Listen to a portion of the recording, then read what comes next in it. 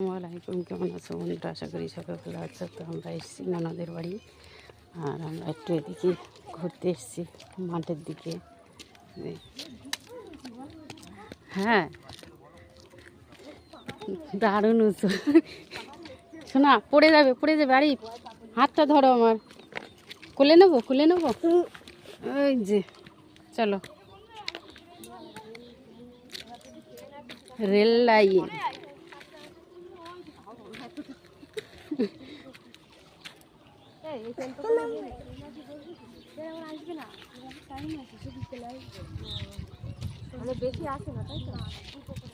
আরিফ, এটা কি বলতো?